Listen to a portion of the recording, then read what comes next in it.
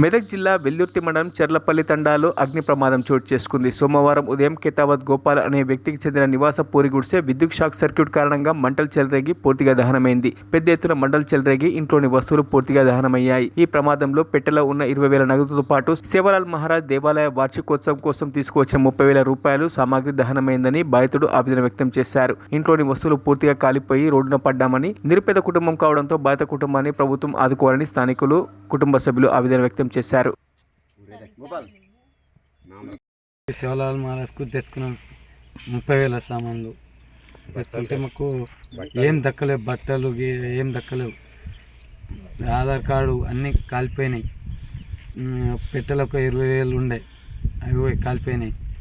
మేము ఏమైనా సాయం చేస్తారేమో అని కోరుకుంటున్నాం. బియ్యం కూడా పోయినాయి. బియ్యము బాడి బాసన ఏం లేవు, ఇవి ఉన్నాయి. కోరుకుంటున్నాం. కేతావత్ గోపాల్ అనేది పూరి గుడిసె మొత్తం కాలిపోయింది. అది కరెంట్ సాకెట్ అయ్యి కాలిపోయినట్టుంది.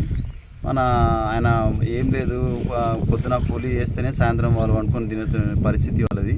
వాళ్ళకి తినడానికి నూకలు కూడా లేదు, వాళ్ళకు పొలాలు లేవు, ఏం లేదు. ఒక మా గుడి పండుగ ఉన్నది, మన డిసెంబర్ 3 తారీఖు గుడి పండుగ ఉన్నది, మరి ఇనాగ్రేషన్. దాని గురించి ఒక 20-30 వేలది మొత్తం సరుకులు తెచ్చుకున్నాడు, అది కూడా కాలిపోయింది. 20,000 పెట్టెలు ఉండే, అవి కూడా కాలిపోయింది.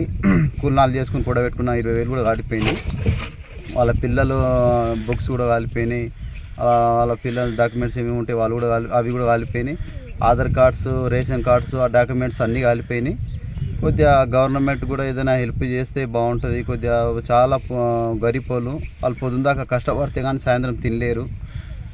మధ్య కొద్దిగా మెటీరియల్ కూడా, సరుకులు కూడా కాలిపోయినాయి, సామాన్లు కూడా కాలిపోయినాయి, అన్నీ కాలిపోయినాయి. ఈ గుడిసె మొత్తం కాలిపోయింది. వాళ్ళకు ఇప్పుడు మనం చేస్తే కానీ వాళ్ళు 5,000 నోట్లకు పోని పరిస్థితి వాళ్ళకు.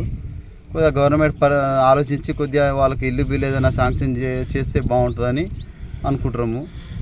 కొద్దిగా ఎవరన్నా హెల్ప్ చేసినా కానీ వాళ్ళు ఇప్పుడు కనీసం బియ్యమో ఏదైనా హెల్ప్ చేస్తే కానీ వాళ్ళకు ఏది లేని పరిస్థితి.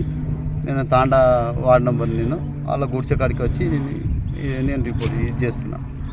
మరిన్ని అప్డేట్స్ కోసం మా ఛానల్ని సబ్స్క్రైబ్ చేయండి.